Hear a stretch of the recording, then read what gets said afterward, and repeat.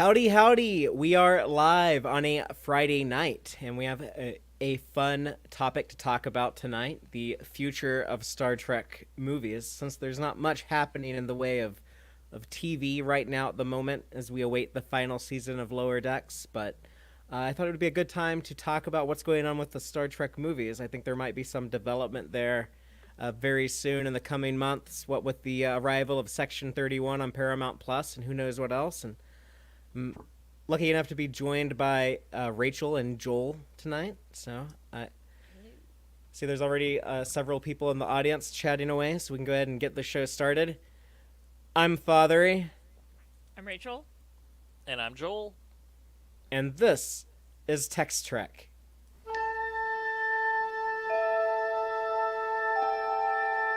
Engage.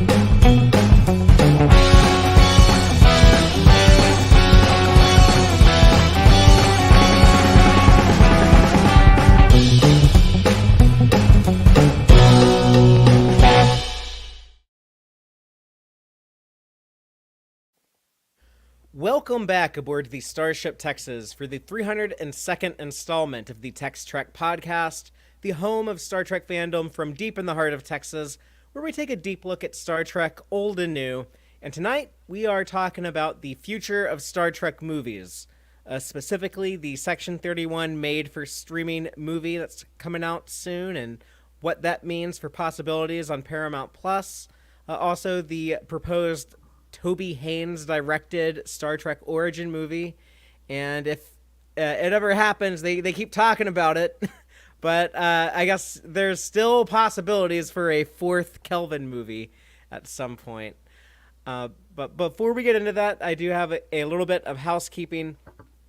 First and foremost, a huge thank you and shout out to the wonderful Tex-Trek Patreon crew who keep the Starship Texas flying. Thank you so much, Starfleet Sohel, Cake is Eternal, Crazy Dutchie, Joanne Robertson, John Daw, Geek Filter, Quarkspar, Stephanie Durantes, Matthew Averett, Braxton, Chuck A., Joel Vallis, Ben Ginium, Arthur Lamoureux, Federation Council member Chris Garris, and our anonymous supporters. We are going to be celebrating with our patrons in about a week. We like to have monthly watch parties with the patrons. So the next one is scheduled for Saturday, October 12th, and our Federation Council member Chris Garris was in the rotation to select this month's episode, and he chose Regeneration. That's the Borg episode of Star Trek Enterprise. I asked him to consider something kind of spooky for the Halloween season. I thought that was a good one. So it is fun one to revisit. I think I haven't watched it in a while, so. Looking forward to that on October 12th, and that's open to any Patreon supporter. You can come in as little as $2 a month, and if you can afford to be more generous, there's some additional perks as well if you can help out at a higher tier, but $2 a month will get you into those monthly watch parties. And just a bit of news, there is going to be a Section 31 and Lower Decks panel at New York Comic Con. So that'll be in 2 weeks on Saturday, October 19th, 2:30 p.m. to 4 p.m. Eastern Time in New York. So we'll do a stream that afternoon, shortly after that, to break down any trailers or news or whatever might be announced there at New York Comic Con. And if anyone is in the San Antonio area, a week after that is SpaceCon San Antonio. So I believe Rachel will be attending with me and Taylor. So I'm looking forward to that. Fun. So that'll be Fun. I actually remembered to finally put in my PTO request for that. Nice. Did this afternoon. Did they approve That's a it? good thing to do. My boss will. I'll bother him if he doesn't. My boss is chill. It's fine. Cool. Well, I'm looking forward to that Friday, October 25th. There's going to be a lot of Star Trek there at the convention. There's some Marvel and Star Wars and like some other people there, but a lot of TNG actors: LeVar Burton, Gates McFadden, Jonathan Frakes, William Shatner from the original series, and then the entire cast of Voyager, some Strange New Worlds people. So a lot of Star Trek. Looks like it'll be a fun convention. Looking forward to that. And that's Yeah, also so the week Voyager that anniversary still, right? So Oh yeah, we're still in Yeah. that. Well, no, that's not the anniversary till next year. Right? It's 1995. oh, okay. I was Oh. thinking it must be next cruise because they kept talking about Right. how they're all there for the anniversary, but that must be January's cruise. But they did that for I think the 20th cruise, or no, was it 2020? What would that have been? 15 years. So yeah, this will be the next year will be the 20th anniversary. Because in 2020, like right before COVID shut the world down, the Star Trek cruise that year had I don't know if they had everybody except for Kess, but they had damn near everybody, and they shot some of like the Voyager documentary stuff then. And then it's crazy that it's already been like 5 years after that. Next year they're doing a similar thing on the Star Trek cruise for the 20th anniversary. That's nuts. It's already been 5 years. God, Five-year mission. I was like, I'm feeling old already. We don't need to talk about the passage of time. Oh, you youngster, shut up. Yeah. But that's going to be a big week for us because that's also when Star Trek Lower Decks returns on Thursday, October 24th with the 2-episode season premiere. So we'll be covering that weekly going forward from the 25th on. And we'll also do a show in 2 weeks on the 18th talking about what we hope to see in that final season. So, and Rachel will be doing the first reactions on Thursday nights again every week. Yes, come back for our chaos of just talking about episodes and then getting off track. Father chose someone with ADHD to be in charge of that. That might be on him. Well, it Star Trek, gives like a yes. gives it like a good variety. We can have the jump all over the place stream, and then I have like the like a structured follow the guidelines stream. So we can cater to multiple audiences. Structure and ooh, look, a squirrel. Yep. Yeah. We got it all. I mean, it does. Occasionally, when I've done the first reaction stream, it's a very first reaction. I watched the episode, like, because it's day of. I was like, I finished this episode 5 minutes ago. Let's go. Like, Yeah. I usually stay up, but depends when I work, I suppose. But after that 9-week stretch of Lower Decks that we're going to get to finish off the year, we're not going to have any Star Trek available to us, anything new, until Section 31. I think we're going to get more details on that very soon at New York Comic Con, and we're going to get another trailer, perhaps a release date, or maybe like a release time frame, like spring or whatever, something like that. I would think they'd have to at this point. I hope you get something. And now, obviously, I've been paying attention to Wicked stuff. I was like, I wonder if they are purposely doing it between the 2 Wicked movies because Michelle Yeoh would be too busy promoting those. Oh yeah, maybe because you also get like some like cross promotion too, because like her name will be trending, like right before like, you, what's you start Michelle Yeoh promoting. doing? Oh, Michelle Yeoh's in Star Trek. Yeah, I'm not sure because like Wicked, part of her salary is the major promotion. Yeah. I don't know if that's true for a thing like Section 31. I'm not sure how that works at all because there's just not that many Paramount movies like that. Yeah, I don't know behind the weeds too much about how Paramount Plus promotion works. But I bet it is nowhere near what obviously. Well, no, I'm Wicked not is expecting. Huge. I'm not expecting to just go into a Target and be like, "Oh my god, Here's my Section 31 Barbies." Yeah. God, that would be awesome. Would be amazing if that's the Barbies they make Section 31. I would buy that toy. I would buy the Michelle Yeoh Section 31 Barbie. Should I buy a second Michelle Yeoh Walmart Barbie doll to turn into Giorgio? Her has the wrong hair color, so that might be a little hard, but. Well, you'll learn. Practice makes perfect. But I think before we get to New York Comic Con and we get what we're thinking is going to be like another trailer, we kind of in this time where we have this, everything's still kind of nebulous.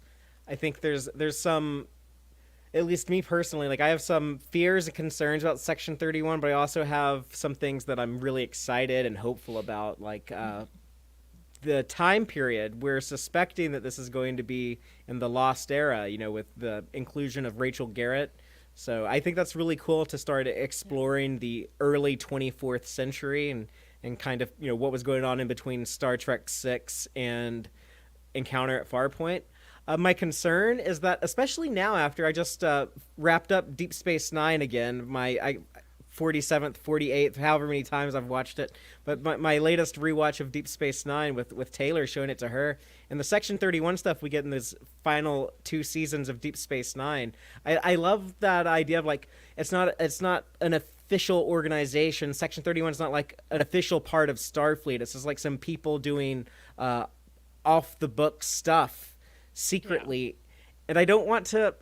I'm hoping that like whatever they're doing with like the Michelle Yeoh thing, it will get to that or kind of explain that and move away from the Discovery Section 31, where and I don't like how like Worf talks about it in Picard season 3. I talk about this all the time. When Worf says it's a crucial part of Starfleet intelligence. There's actually a line in season 7 of Deep Space Nine. Julian Bashir actually says Section 31 is not part of Starfleet intelligence. It's off the books organization. So I'm hoping that this might kind of explain that, because I'm kind of, a continuity whore that wants everything to line up and make sense. But also I just think that's kind of a cooler thing, and I kind of like the covert things being the bad guys. But it will be fun to get like some Michelle Yeoh action, what they've talked about, Guardians of the Galaxy meet Mission Impossible. That can be, pretty fun and exciting. But those are like my hopes and fears, but I don't know what y'all think. I would say my theory right now is that they're going to say that like, oh, Section 31 was folded, and then it's like we just went off the books. Yeah. I mean, there's a lot of easy ways to tidy things up. I'm hoping that's a priority for them. I think it will be similar to how this TV show Agents of S.H.I.E.L.D. was able to keep going, even though the MCU movies were like, S.H.I.E.L.D.'s gone. Yeah. And they're just like, we're off the books, because they created a TV show about this organization and then immediately got rid of it. Yeah. I got like halfway through that. That's a great example of like a problem in like one of these big cross-media franchises, though, of kind of the left hand and the right hand not talking to each other or not working together. I genuinely really like how Agents of S.H.I.E.L.D. dealt with, and I think it became a more interesting show, but it is wild that halfway through the first season of a show about S.H.I.E.L.D., the MCU got rid of S.H.I.E.L.D. Hail Hydra. Yep. I haven't been keeping up with the MCU shows that much lately, just because like there's so many. I plan to at some point go back and watch most of them. I haven't been doing a good job, and then I was like, I want to watch Agatha all along. I don't care what I missed. Yeah, I'm sure that's a fun one to jump into. But I think a lot of people would agree, or like people that are like following the Marvel shows would agree that now that everything is controlled under the same roof, and Kevin Feige is doing the movies and the shows, there's a lot more synchronicity with all of that. Yeah. And which, Star Trek was doing that with Rick Berman in the 90s. He was making the movies and the shows at the same time. I think Star Trek does a better job of not making it so you have to watch everything to understand what's happening on like a single show. Right. People which I say don't know that Marvel or Star Wars are doing. I don't know if you really did. People always said that. Oh, I have to watch everything. It's like, well, no, you don't. You can just watch some of it. I'm going to say I tried to watch Ahsoka and then realized I had to watch like the entirety of Clone Wars. Okay, I said MCU, not Star Wars. That's fair. I said Star Wars and MCU, but I literally I was just thinking Ahsoka. Agents of S.H.I.E.L.D. still. Oh, that's fair. I'm just so happy. Disney, yeah. Eventually, Disney will jump Jones their final shark, and they'll combine the MCU and Star Wars into the same universe. God, isn't that what Patton Oswalt rant. Well, his joke rant in Parks and Rec. Yeah. Right. His Not citizen something filibuster. Patton Oswalt actually wants to happen. People should look that up if they don't remember that, but it was pretty hilarious. I would say specifically look up the full version where they just let him go for a minute. Yeah, without it's like getting cut. the not aired, but it's like his 10 whole minutes thing. or whatever. And at the end, he's just like, "Please, I have to stop now." He gets the third the third world stuff in there from DC. Yeah, he gets everything. Yeah, I just at one point he says, "Cut to Chewbacca's severed head."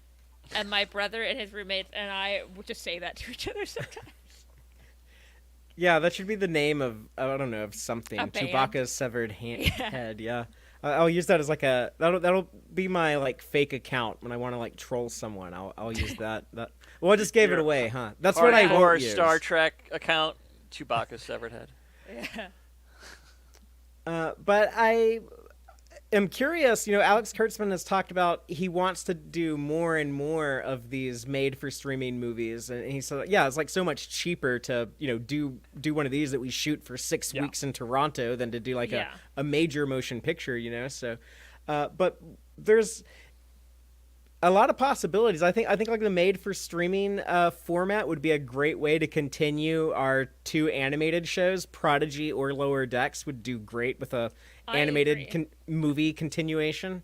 Yeah, Lower Decks especially, because we've been getting that cryptic talk about the last season on Paramount Plus, and not the last season. So it's not confirmation of anything, but I hope that means that they're seriously looking at the movie. I hope, even if, it makes sense for those characters to be get promotions eventually, you could do it like the TNG movies, and all of a sudden, Worf is here again. And he doesn't really explain it either. There's just one line. The life of the diplomat is not for me. Yeah. The life of pacifism is... Well, that's earlier, so... Yeah. You could go back in time, though. Still do it. I don't know. We found the Defiant, and we picked Worf up. Yep. You don't see Adam Scott again in that movie. Maybe he died. The Defiant does a slingshot around the sun. No, I do think Lower Decks, especially. I don't know how Prodigy. I don't know how with it's currently being on Netflix. I don't know if that puts it in a weird spot. I don't think it could be on Paramount, but Netflix could do it. Yes, Netflix could do it. Although I just want maybe Netflix doesn't want to do 10 episodes or 20. Yeah, Netflix should just make another season, though. That's what I want. They should, but if they wanted to do some movies, it would be better than nothing. I agree. 20 episodes would be better, but no, I think it would be really cool, especially since Paramount, the movie studio, seems very dead set on a certain idea of what they want the next theatrical movie to be. Can you make us a movie that makes $1.5 billion? That's what. Yeah, that's about. Yeah. I don't know. People aren't going to the movie theaters. You can have a $1.5 billion Paramount when you release the Murph plushies. Okay. Yeah. That's the deal. No billions till then. But I asked online what would people be curious about as a made for streaming movie. I got on Facebook. Lee Jones commented Star Trek Legacy, since there seems to be no studio momentum on a series with that right now. So I think that would also be a pretty safe bet for something they might want to. That would be. That might be. I don't if some of those actors are I don't know if I want to commit to another couple of seasons of a TV show. Oh, I just had a genius idea. So after the Section 31 movie, we have an animated Section 31 movie with the other Boimler. Writes itself. That would be really fun. If they wanted to do these made for streaming movies, or long treks, as Trek culture likes to call them, but if they were embracing Star Trek animation instead of canceling the 2 animated shows, but if there would be so much cool potential if they would lean into that, and they could do. I always thought it'd be cool you could do an animated Romulan War series, or a trilogy of movies, and explain that. It feels like how in the DC animated universe they're able to explore a lot more of the famous storylines, because it's just a lot cheaper to do than let's hire all these people and put them in a room together.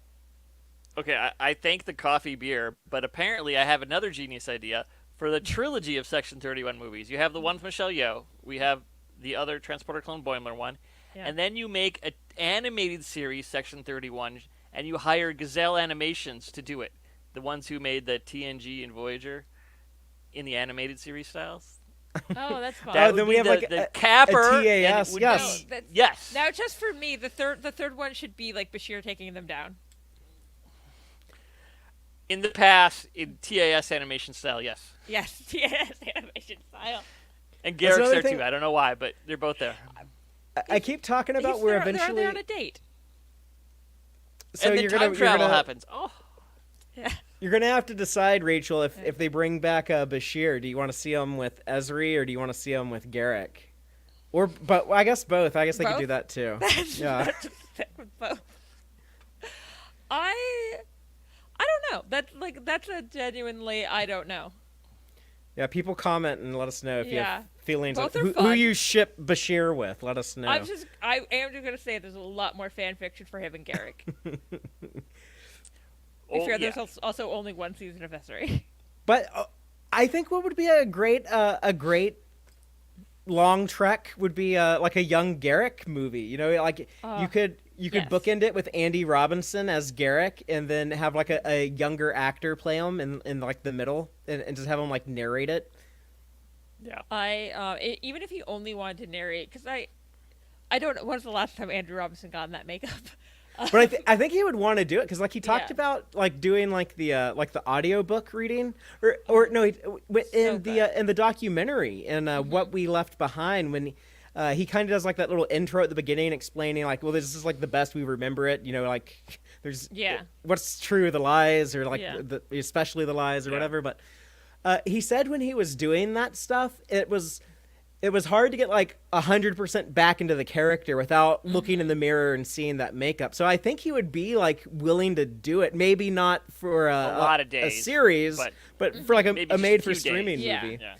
But you know, with like another advantage of it feels like they could also just delve in this case with A Stitch in Time, but like you could just delve into Star Trek books to get like plots for these. Yeah. Like Star Wars does. Because Ahsoka is basically reworked Timothy Zahn, which was the genius sequel trilogy we had in the early 90s, book form only. And they're right to, because nothing they've ever done, especially their real sequel trilogy, compares. Earlier this year, Dave and I interviewed a Star Trek author, David Mack, on the show. And he shed some light onto a few years ago. People might remember Paramount registered the name Star Trek Destiny for a TV series. Oh, yeah. And they actually hired him to come up with an adaptation of his Destiny books, how to do that in a TV show starring Patrick Stewart. That was going to be one of the ideas for Star Trek Picard. And his idea sounded very similar to what they eventually ended up doing in Picard season 3, where he was going to bring back all of the TNG people, and they'd have like this big final confrontation with the Borg, and they could still do some of that stuff. Or they also they took his control idea from, speaking of Section 31, from the novels, and did that in Discovery season 2. He also told us that like they didn't pay him anything for that either. They just used his idea, so he was at least a little give salty him credit. about that. Understandably, credit costs money, I suppose, on TV. But I was like, I don't know how the legality of that works when you're rating for a franchise, but that sucks. The other thing I was going to say about like animation is that would allow you to explore more of these unexplored time periods. Like if we want to see what's going on with Worf in the Enterprise E and whatever happened to it, instead of getting like Michael Dorn to look younger or like rebuilding the Sovereign class bridge, you could do that in animation. We get like a Worf on the Enterprise E story or something like that. What happened to the the E? Good. It's just Behind whether it's Worf's fault or not. But I also think Prodigy season 3. Prodigy season 3 would be a great way to tell. Like the Prodigy kids like ran into like Captain Worf on the Enterprise E, and that would be fun. That would be cool. Murph's fault. I love that. Murph crashed the E. You know what? I hope so. And he was Worf's just cute. He was just like he's so lovable. Worf can't be mad. maybe Yeah. Worf like takes the blame for it, but like the Prodigy kids are actually no, responsible.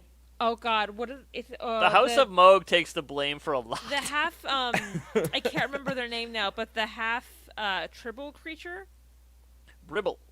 Bribble. Oh yeah, yes. Bribble. I could see Worf hating that thing.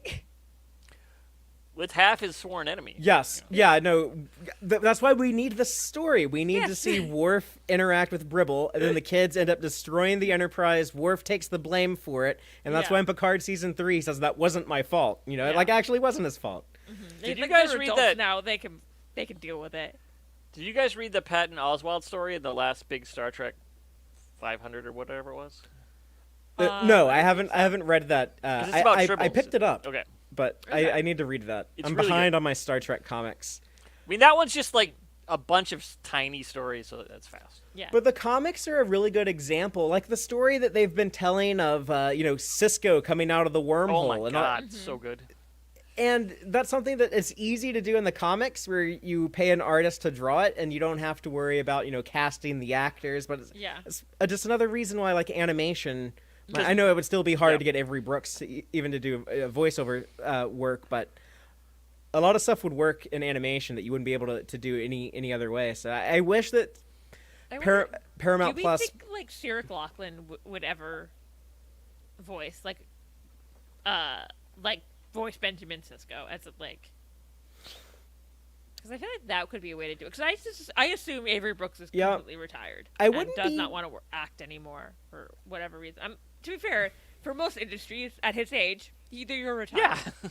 I mean, Star Trek does have like a pretty good record of recasting our characters. It's hard for me to be enthusiastic for this. I wonder if they like in my head it's a good idea, but maybe they'd be like, no, because we want to use him for Jake.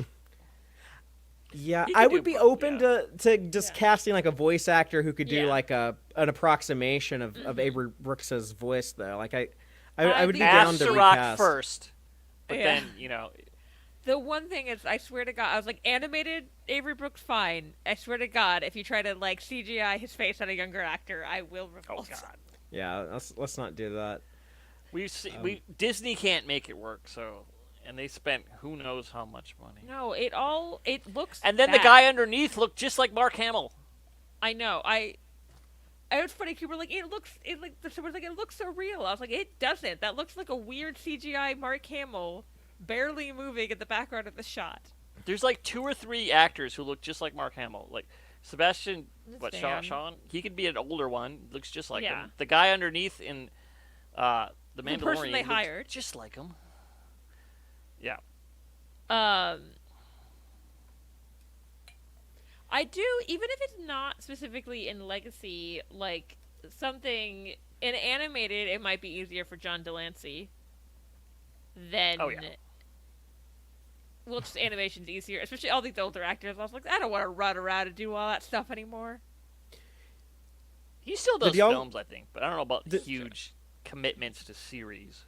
Yeah. Have y'all listened to the John Delancey and Leonard Nimoy Q meets Spock thing? Yes. They did at conventions, but like it's really fun to listen to. But someone could animate that. That'd be a fun fan project. That would be really fun. Yeah. I'm listening. I finally got it from the library, but the audiobook of the book. Oh God, I'm just double checking the name. Lost to Eternity, and like, there's some points where I was like, this narrator does a decent job of like doing like a Spock approximation and like a McCoy approximation. I was just like, it's not that hard to find actors who can like at least get it close enough where I was like, okay, I know what we're doing. I know this is supposed to be Spock. Especially they have like 100 hours of examples. Yeah.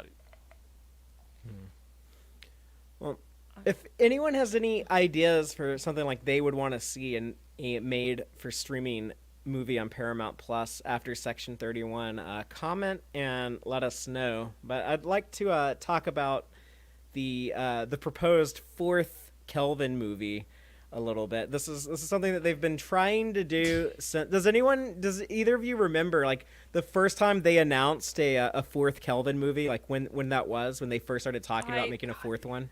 Was it a Eons year ago. after Beyond? Yeah. Or was it? It was a It's few lost weeks in the haze of time.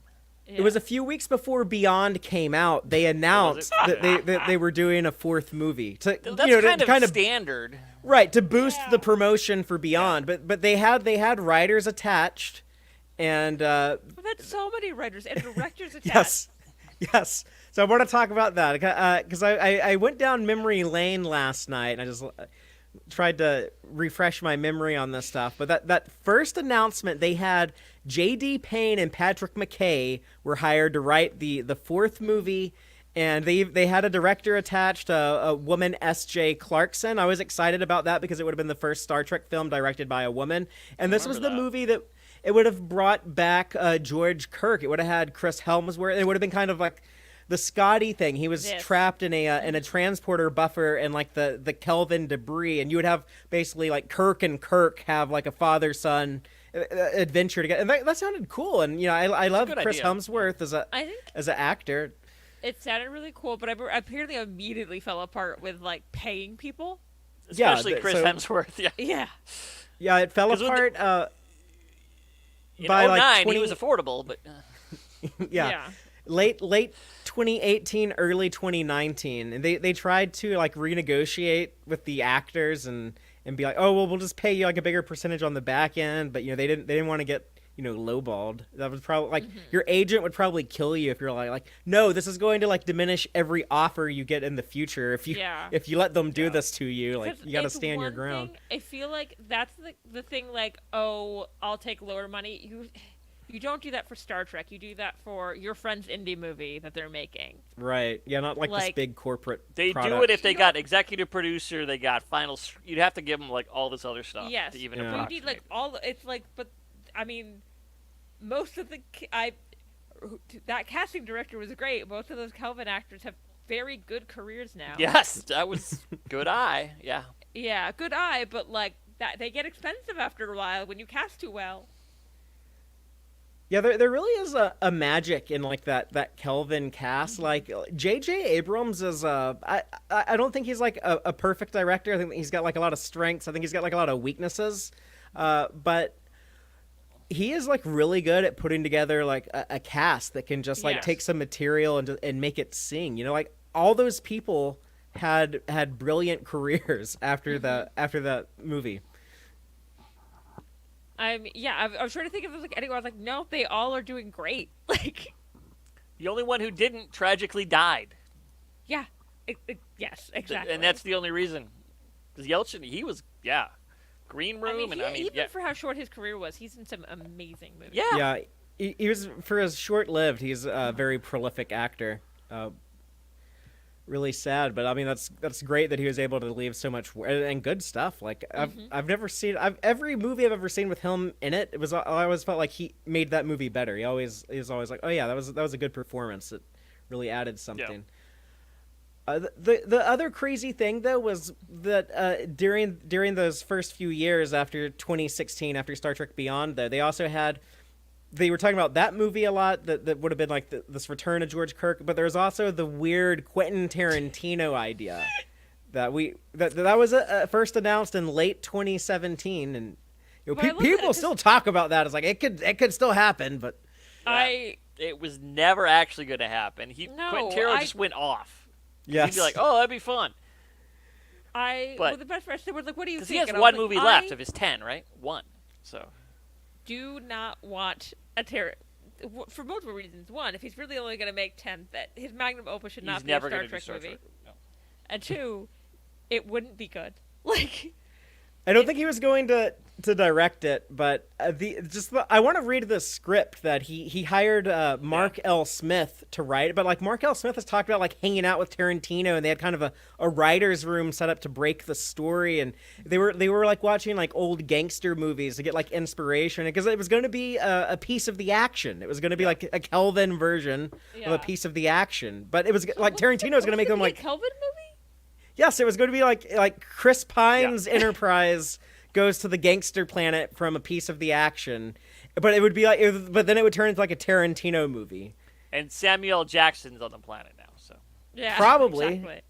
I mean, that would be good. Samuel Jackson would be great in Star Trek, but again, I just didn't need we couldn't afford weird that. Shots of Zoe Saldana. Maybe if if Tarantino was there, they could afford Samuel Jackson. I think if you buy them both together, you get a discount. So I'm just saying, it would have had like a really cool soundtrack. I want to know like what songs he would have picked for it. That's fair. He is good for a needle drop. I enjoy a Tarantino movie, but when I'm watching Star Trek, I'm not here for weirdly so violent against women. Like, violent in general, but, like, weird feet shots are just, like very sweary. Remember how big of a deal people made in Discovery originally? Yeah. Yeah, it would definitely, like, disturb huge elements of the fan base. And there's a lot of it that would, like, disturb me. And I do ultimately agree with you, Rachel. I think it is best that it didn't come to be, but I do want to read the script. Yeah. So I hope that it leaks someday. That would be so bad. I would say if that script I wonder ever how leaked, much that if would it be was a good, actually like, after dark thing. Just like, let's get drunk and read the Tarantino script. Oh yeah, that would be super fun. But I wonder if it actually got to whole script or just like a script treatment. That's true. I have no idea. If he has a script, they're foolish not to pay him to publish it. They should publish it immediately if there is one.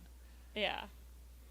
But since that project kind of petered off, but since then there's also like the Noah Hawley movie that got talked about. That it wouldn't have been a Kelvin continuation, it would have been its own thing, but that got axed pretty quick, I guess, because they were like, oh no, we want to do like a Kelvin movie because that'll bring in people, right? Because it's already an established brand. Yeah.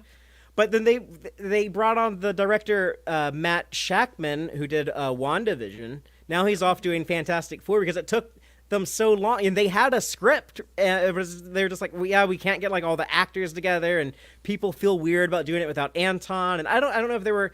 When I hear that, I don't know if that means there were conversations about do we recast or do we just like leave the character out. And I would say don't recast.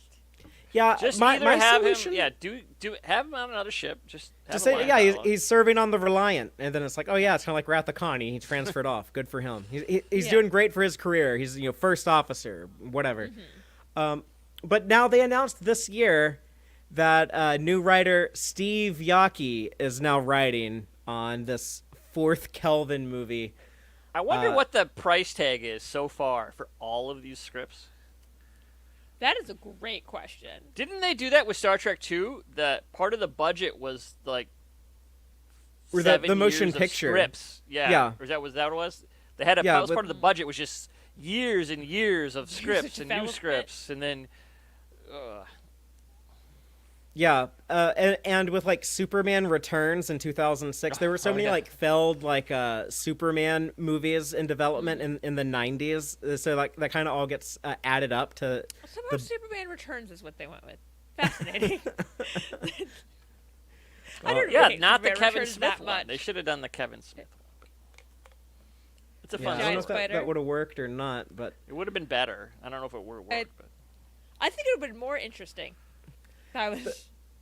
But the thing I've been saying for a long time now is I do want another theatrical movie from Paramount. I don't need it to be a Kelvin movie. I would be fine with Star Trek Beyond being the last Kelvin movie. I think it's like a good ending. However, with these actors, getting older now, and Chris Pine and Zachary Quinto talk about, wanting to play older versions of these characters. Chris Pine saying he wants to do what Shatner got to do and play a Kirk who grows old. And I think that would be fun.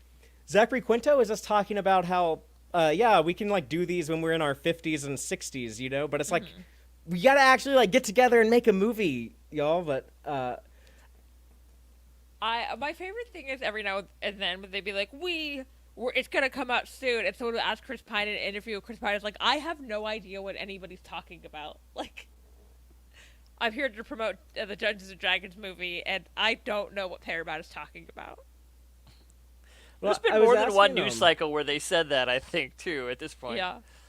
Maybe they should have just a behind-the-scenes movie about writers trying to write Star Trek 4. Trying to write these. And it should be like Deep Space Nine. They pay the actors to play writers trying to write their story. Yeah, I think that's genuinely would watch a documentary about trying to get this movie made. And you could bring Michael Dorn back as one of the writers because he was really great. Yeah. Because I've been known to say every time they announce one, I was like, I'll believe it when I'm in a movie theater. Hey, Wicked seems to finally be coming out. I've been waiting 15 years for that, so, maybe I should be a little bit more optimistic. Well, when I was asking some people online, I got some interesting feedback, but some people were saying that, like, oh, if you did make a movie with these people being older and they're not as like running around and energetic, as they are in like the first 3 Kelvin movies, it would have like a different energy. And I don't know, maybe that would make it feel like a bit more like classic Star Trek, and not be as like high energy. But would it be good? I mean, like the Kelvin movies are kind of good at like that fast-paced action adventure vibe. Would it be able to pivot? Think of, like when I've seen like those actors recently, none of them are that old yet. That's true. Or wait a minute, maybe we need to face the demon in the room staring us all down. It is a boardroom at Paramount right now where they're sitting around going, how can we remake Wrath of Khan again? You did that already with this particular set of movies. No, they're like, that one did good though, but we didn't. Into Darkness. We didn't. But that now is like, well, we won't have Khan. We'll fit David Marcus in there though. Yeah, I feel like every Star Trek movie after Star Trek Insurrection is kind of like an attempt to like redo Khan. It's like, everything after that's been like this angry dude. He's like mad at something in the past and he's trying to get revenge for it. And everyone from Shinzon on down. At this point, First Contact is vintage. Just remake that. Sure, I'll take it. They meet the Borg. Why not? Actually, I mean, it would kind of make sense for the Kelvin to meet the Borg earlier in that universe. Yeah, I mean that would be fine. That'd be good. Mm-hmm. But on Twitter, Jill47 said that I was asking how would people feel about like an older version of the Kelvin actors, and she said older is great, but she's really liking Quinto's new TV series. So I think she's wanting him to keep making that show. I bet he could do both. New TVs are short seasons. So. That's true. I would say most actors could, except I bet he's doing theater in the... He probably is. Yeah, I'm sure he is. Downtime. And Sean Fruit on Threads was saying he'd like to see like a Chris Pine playing an older, nostalgic Kirk. You kind of see him play up some of the nostalgia in Star Trek Beyond with like the dirt bike and stuff. Like the Kelvin... Yeah, the Kelvin movies haven't done a time travel one really yet. Their first movie is kind of time travel. They don't time travel though. Yeah. Spock and. Yeah. And 2009 was 15 years ago, so yeah, you can probably. I think double dip on that now. They should go rescue. Maybe just because I'm listening to a book where there's a lot of Voyage Home, but I'm just like, I don't know, go rescue some whales. Or maybe in the Kelvin timeline, they're at the 4th movie. It's time to go rescue some whales. Kirk could have twins instead of just, David. So that could be the big twist. I do think that there will be some type of... I think there's going to be some type of Kelvin continuation. I don't know if it'll be like... It's... decades from now during like some anniversary, but they'll have like in whatever TV show someone will meet Chris Pine's Kirk. They'll like cross into that universe. It'll just be like a little split-second cameo, or if it'll be like a full-blown 4th movie. I don't know what it'll be, but nothing stays dead. I just saw like a Beetlejuice sequel a few weeks ago. Like anything that was ever popular is going to get some type of continuation eventually. That's just how 21st century Hollywood operates. And if you wait long enough, the cast will be cheaper when they're older. That's fair. Maybe. Well, they might get more expensive. Not now, but like 30 years, it'll be a bargain. I don't know. Maybe wait for people to realize the Avatar movies aren't great? I don't know. I don't like the Avatar movies. Yeah, I was going to say, I just had to watch the first one. And I've seen the first one once, and it took me about 10 years to realize I had missed half the dialogue because I had watched it with Japanese really matter. subtitles. Yep, and I didn't notice. So, I was saying, I would say I think the Kelvin cast, and every time I see them in comedies, they're good. I think they could handle being funny. Yeah, I think they'd Chris be funny. Pine, he's pretty good at comedy. Chris Pine, like in the D&D movie, and like the fact that Princess Diaries 2 is like his first movie, and he's like solidly funny in that. I remember my mom would watch some romance movie with Chris Pine or something, and he'd be pretty funny in it. Yeah. Jeff Owen on Twitter said, I've said this myself in all honesty. We've heard Walter Koenig play Chekhov just last year. We heard Takei play Sulu 2 years ago. Nimoy played Spock opposite Quinto in 2 Kelvin movies. Of course, they can carry on well into the future. So I think Jeff Owens is correct. Yeah, it's like these actors are going to be around for a long time. Star Trek's going to be around for a long time. So I think we will see them again. I don't know if this 4th movie is going to happen. I know, it's been so long. And I was going to say, Zoe Saldana is great in Marvel as Gamora. She is. I just wanted to dig at Avatar. As you should. Yeah. Yeah, James Cameron fans is like, that's all we get forever? Avatar? I'm an Avatar agnostic. I don't have any strong opinions on. I thought the first one was kind of neat. I didn't think the second one was. I didn't want to sit through a 3-hour movie. I so I've think never I was seen agnostic until he was like, "Here's a franchise," and I was like, "Oh, did we need that?" it. Yeah. Like. Yeah, so it was a kind of neat sci-fi movie from 15 years ago. Never recast the Smurfs. That's right. Oh. But let's move on to this Toby Haynes helmed origin movie that I think we might get some news on it pretty soon if this is actually going to happen. But I think this is much more likely to start shooting. But Simon Kinberg is producing it. Seth Grahame-Smith is writing it. Toby Haynes is directing it. So they got some big names at work on it. I'm kind of more excited for this because it sounds like it's going to be in the Prime timeline. The details are still really vague, and I think it's going to be like one of two things. But it's either going to be like a total like reboot, just like this will be like a new version of Star Trek that'll be like its own self-contained thing. But I think it's going to be set in between Star Trek First Contact and Star Trek Enterprise. So kind of, Zefram Cochrane meeting the Vulcans, and then, next time that we see the people of Earth, they have Archer and Starfleet, they're launching the NX-01. So kind of like what happens in between there and the long road getting from there to here. And I want to ask y'all what y'all think of that, but I need to acknowledge Matthew Averett. Thank you so much, Matthew, for the $10 super chat. Matthew says, I feel the future of Star Trek in all forms continues to be bright. And there's a lot of like really cool possibilities right now. It's definitely a lot brighter than say, 10 years ago when we just had like a Kelvin movie every 3 or 4 years. I think the fact they don't have to get a very specific cast back together is helpful for this to like actually happen. Yeah. Yes. And there's also not a thing we have to write out a cast member and like be sensitive about it. Like obviously that is very hard.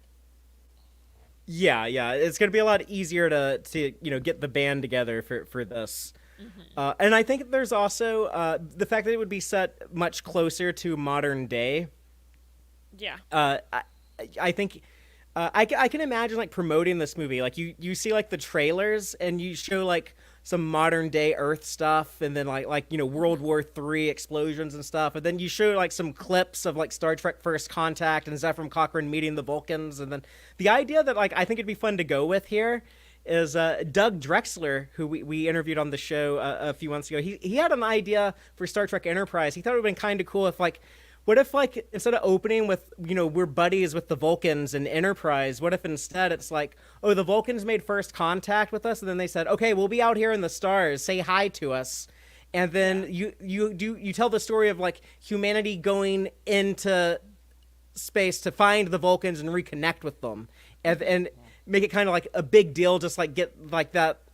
I don't know, becoming part of that interstellar community where you're up in space interacting with other races and stuff. Cool. That'd be cool too, because you could accidentally bump into the Romulans and they wouldn't see them, but you could start that thread. And you set up a Romulan War sequel, which I like. I really want to see the Romulan. I get like people don't want Star Trek to be focused so much on war, and I think it should be like a bunch of other stuff. But every now and then, I want to have like a Dominion War. I want to have a Romulan War. Like give me like a little bit. Fascinating the idea. They're good stories.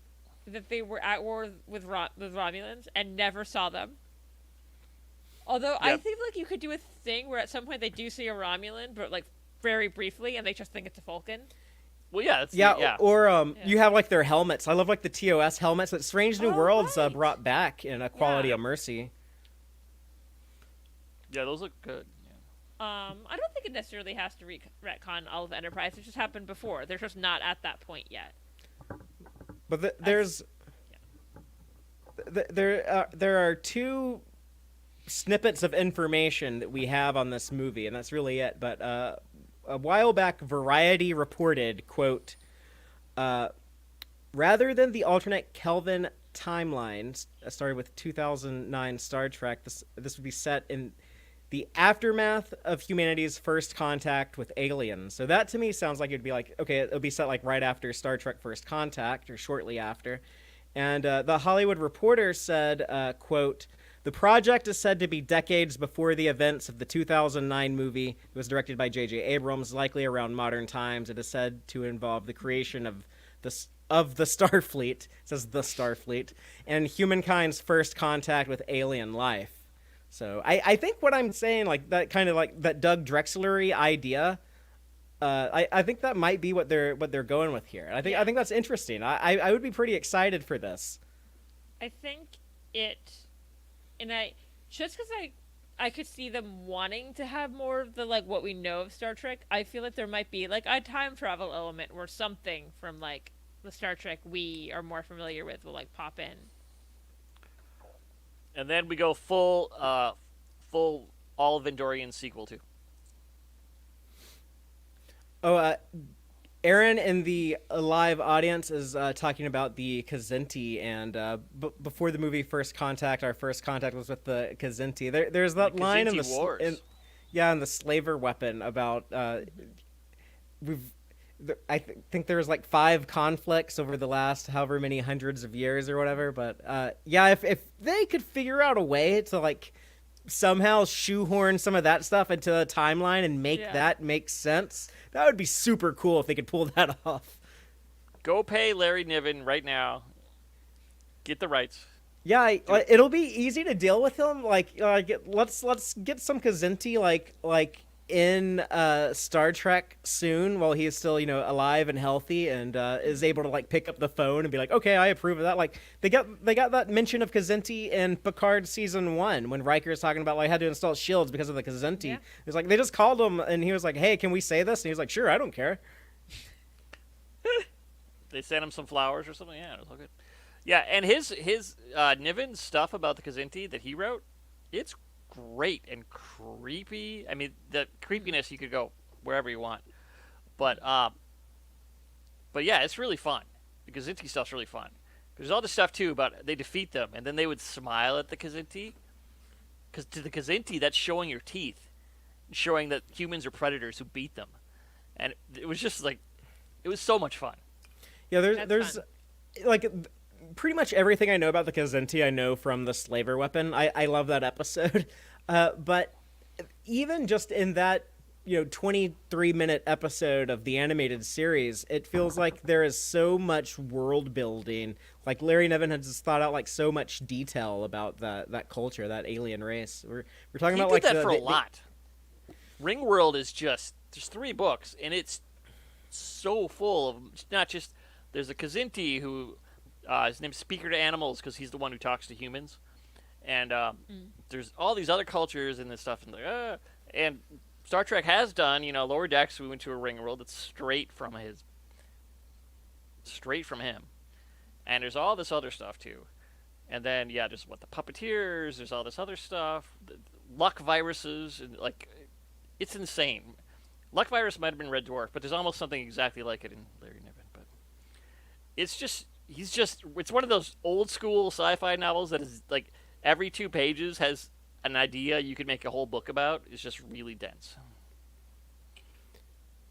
Well, with like this possible origin movie, I don't know what familiar faces, if any, or like name drops, but I'm sure there would be like something they would want to add in there. So I don't know if maybe you have like young like Henry Archer, Jonathan Archer's father, who designed like the Warp 5 engine, or maybe like I would say bring in like Gary Graham as Saval, but he passed away.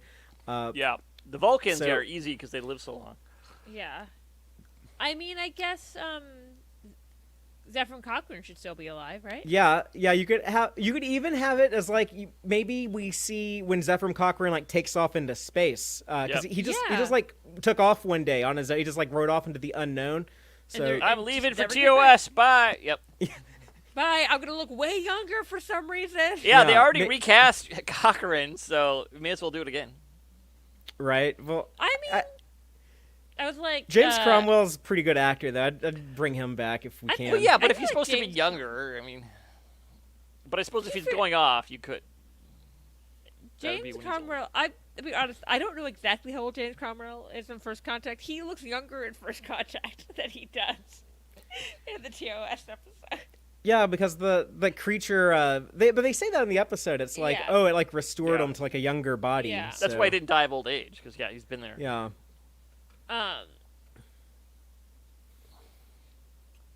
He also, but it definitely shrunk him because that actor's definitely nowhere near as tall as James Cromwell. Cromwell, what is he, 6'7" or 6 or something? Something like that. He when he's on screen next to Jonathan Frakes and he makes like Jonathan Frakes look like a normal heighted person. Yeah, Jonathan Frakes. There was like that's what I was like. Why is Jonathan Frakes looking up at a person?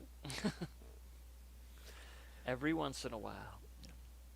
But, every once in a while. Do you think that's why he cast him? He's like, oh my gosh, somebody makes me look short.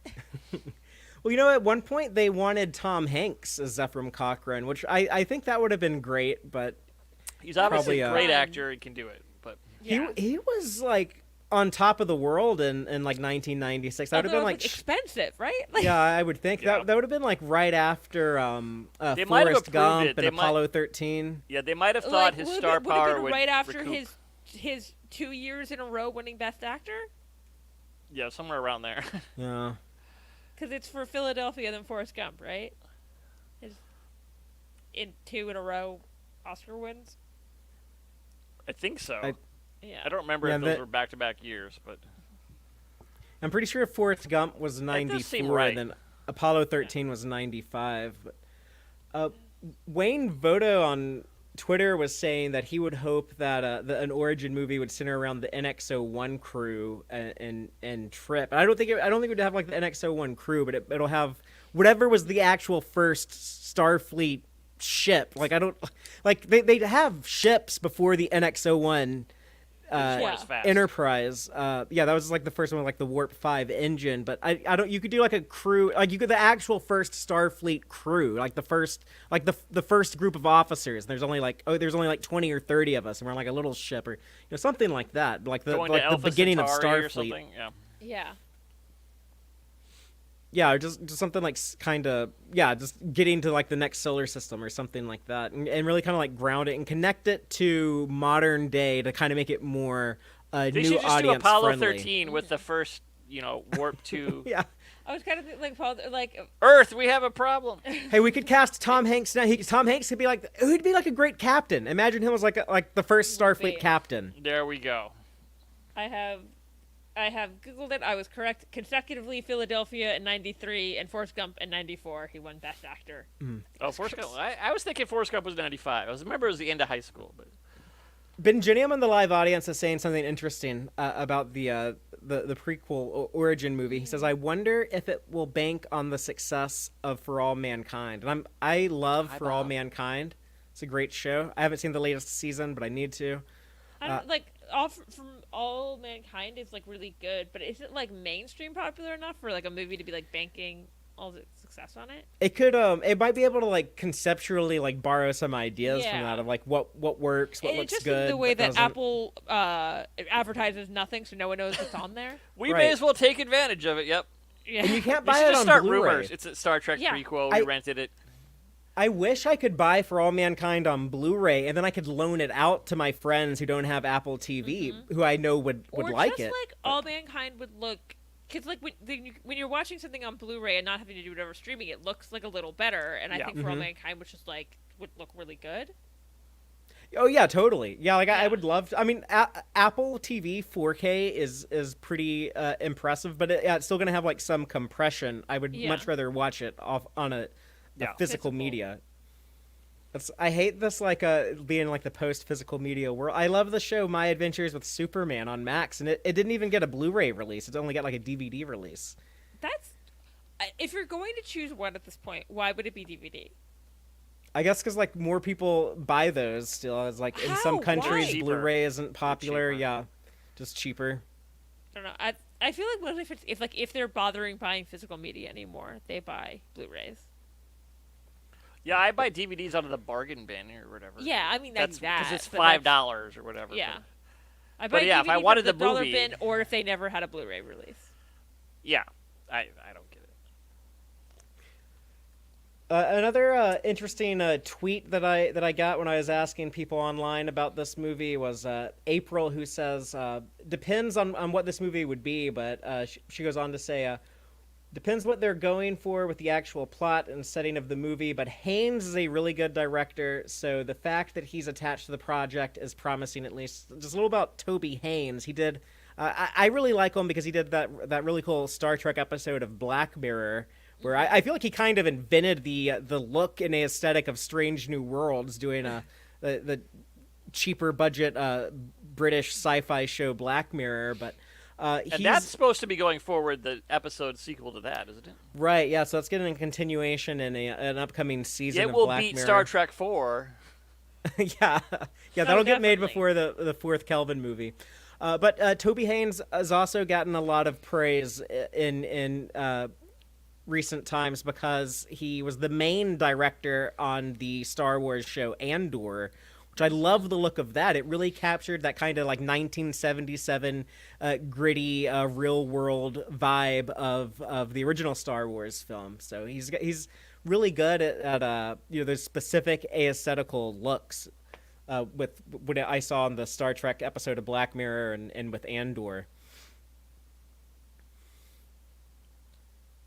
And it's like, and because he's already done that Black Mirror episode, I was like, oh, Star Trek well enough to do this. Yeah. Whereas I do not think that can be said of all past Star Trek movie directors. Which for good or for bad. I mean, obviously it worked out really good, well. Sometimes Nemesis. Yeah.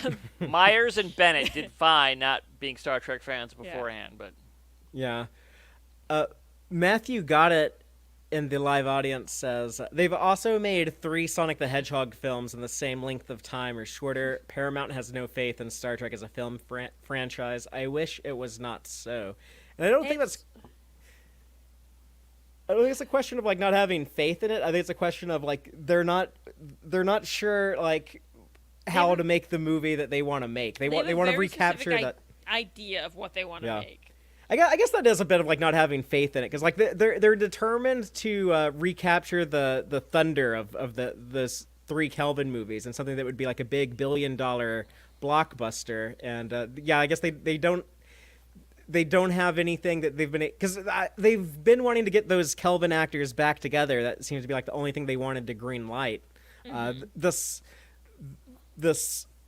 Origin movie has me excited because I think, not having to deal with that Kelvin baggage that Rachel pointed out, I think this is so much more likely to happen. And the more that like we start to talk about it, the more like cool possibilities I think of. Totally. And I want, for the record, because I often come up pessimistic when talking about the 4th Kelvin movie, I want it to happen. But I've been burned too many times. And we haven't mentioned either yet. One of the big overarching reasons recently is, of course, the whole merger of Paramount. Yeah. So, like, everything was on hold if it was expensive. Yes. So, and now that that's a merger solidifying. And then it's getting sold again, like, it's a lot going on.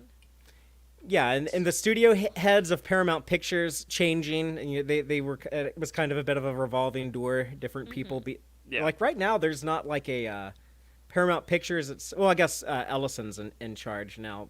That deal has gone through, but Yeah. that's a great point, Joel. Like, yeah, now things are going to be able to start gaining more traction, and yeah, the Sonic movies were that was kind of a, I don't want to say like quick dirty cash grab, because I think those movies are fine and they're good Yeah. and what they're, And strangely, Sonic has for, more but- backstory than Star Trek almost at this point. It's ridiculous. I can't believe how many comics there are for Sonic. Every time I look into a Sonic thing, I was like, why do I have to do so much reading about Sonic? What's happening? I Blue know, guy it go always fast? shocked me. Like, that's... I like Sonic. I'm a Sonic the Hedgehog fan. I was playing Sonic, one of the newer ones on my Nintendo Switch earlier today, actually. Look at that. Do the game, because usually the cartoons and the movies, do the games have as much like lore attached to them? Not I think really. it increased. Okay. Because like there was none Yeah. right away, right? It was just run.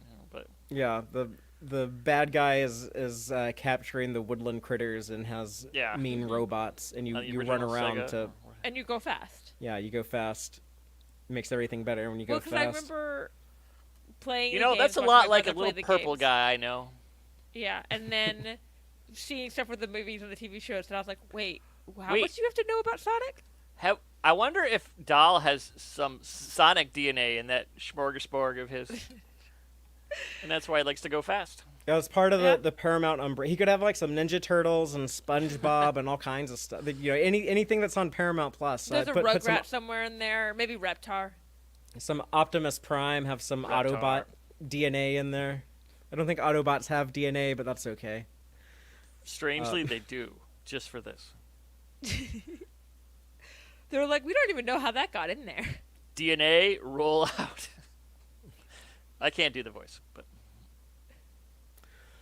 But what I would really like to happen would be like we get some news at New York Comic Con about some more developments on Paramount Plus. I don't know if like Hopefully. Paramount Pictures is going to talk about any like theatrical news at New York Comic Con, but we might get some Paramount Plus details, and hopefully sometime before the end of the year we hear some more news on this origin movie, because I think that it's likely to start shooting next year, and then they would want it out in 2026 for the 60th anniversary. That does seem Oh. to be the time they always Paramount will For get their shit anniversaries. together, then get a movie out there for is an enough anniversary. time to do that if they start now. Yeah. Yeah.